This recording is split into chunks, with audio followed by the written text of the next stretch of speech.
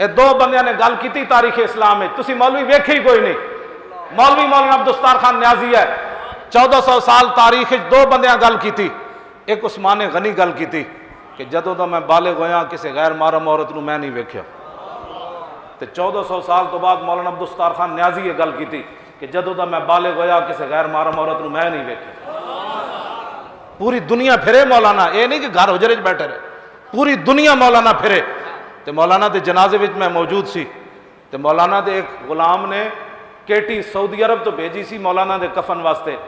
तो जिन्होंने लोगों मौलाना का चेहरा वेख्या वो गवाही देंगे कि मौलाना का चेहरा इतना चमक रही सी, कोई चिट्टी केटी जी चेहरे के सामने मैली नजर आ रही सी।